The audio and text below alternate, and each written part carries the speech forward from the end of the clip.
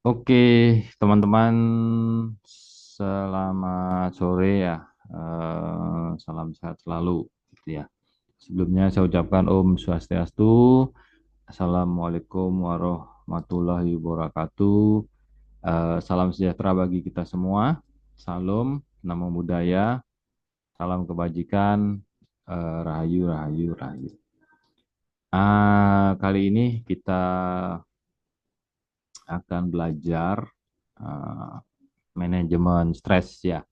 Di topik yang pertama pengantar manajemen stres ya. Jadi stres itu perlu di manajemen, perlu di organisasi gitu ya. Karena kemarin kita juga sempat gitu ya COVID 2020 gitu ya.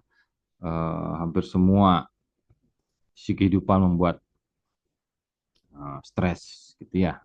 Oke, di sini ada eh, mungkin empat topik yang sedikit yang bisa saya bagi ya. Jadi yang pertama itu definisi stres ya. Jadi kalau melihat mungkin dari sisi kedokteran gitu ya. Jadi stres itu adalah respon tubuh gitu ya.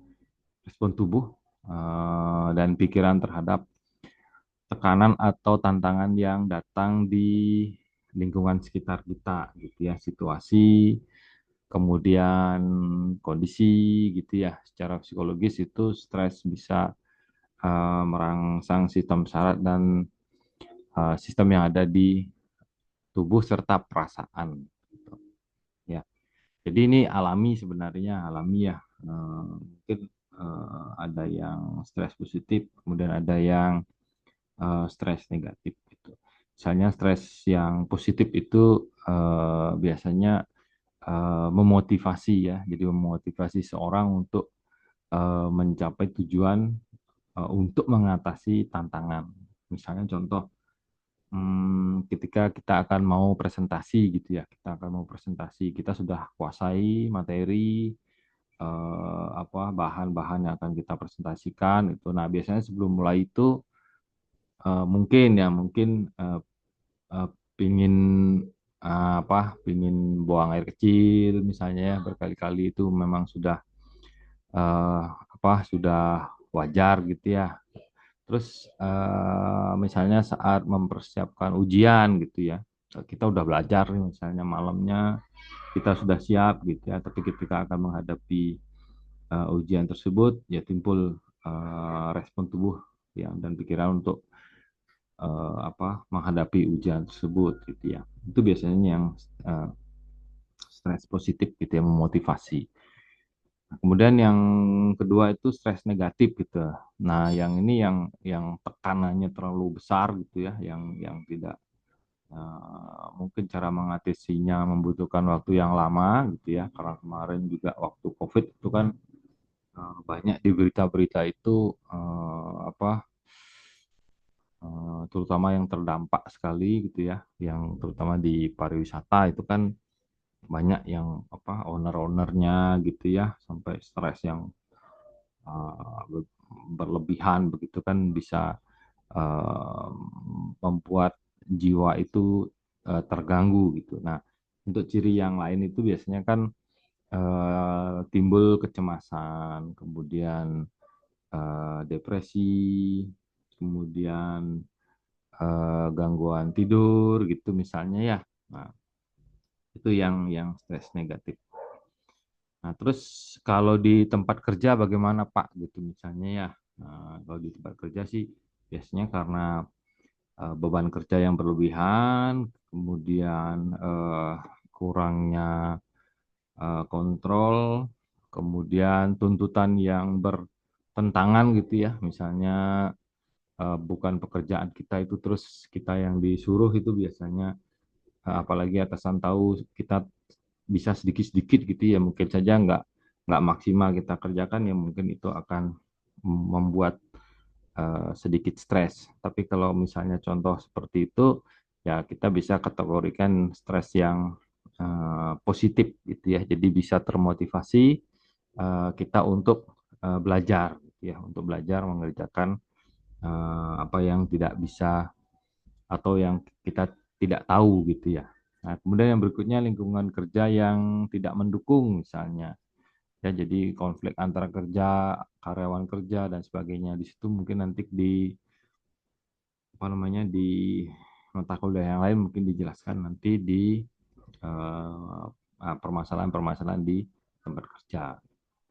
Kemudian ketidakjelasan peran dan harapan gitu ya. Kalau sekarang sih sudah jelas sebenarnya ya. Jadi misalnya kalau sekretaris tugasnya apa gitu, misalnya kalau anggota tugasnya apa, bendahara apa dan sebagainya.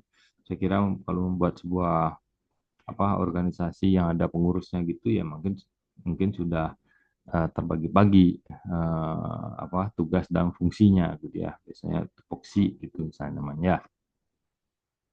Terus yang lain mungkin kurangnya penghargaan atau pengakuan gitu ya. Nah ini sih mungkin tidak terlalu gitu ya, tidak terlalu masuk di faktor kalau menurut saya gitu ya. Jadi hanya apa prestise saja itu di dalam hal kurangnya penghargaan atau pengakuan gitu. Nah, terus keseimbangan antara kehidupan pribadi dan pekerjaan. Nah ini biasanya yang sering nih.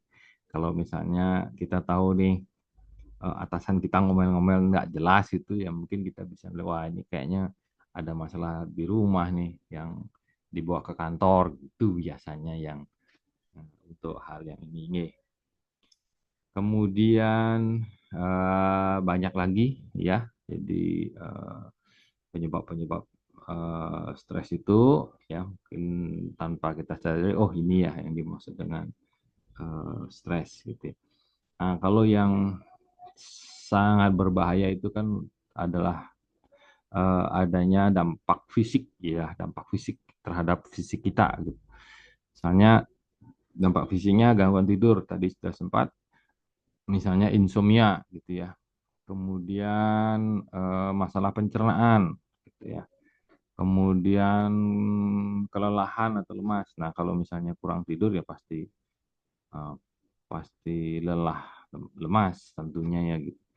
Kemudian ada masalah jantung, eh, kemudian gangguan sistem kekebalan tubuh. Nah, kalau misalnya di pikiran, ya kayak kemarin itu waktu COVID, kalau saya berpendapat pribadi, gitu ya, berpendapat pribadi itu pikirannya yang diserang pertama, gitu ya. Kalaupun sudah pikirannya diserang, ya semua penyakit itu akan timbul karena dari situ, dari pikiran itu yang menyebabkan tubuh jadi sakit semua. Nah, kapan lalu pernah saya ngobrol gitu ya, ngobrol dengan ya mungkin seorang apa namanya, mungkin disebut psikiater gitu ya. Nah, entah boleh diikuti atau tidak gitu ya. Jadi ketika kita sakit itu waktu itu kaki saya sakit gitu ya, jatuh gitu, jadi agak agak apa namanya, agak uratnya kegeser gitu. Nah, dia nyebutkan sebenarnya yang dapat menyembuhkan itu adalah diri sendiri gitu.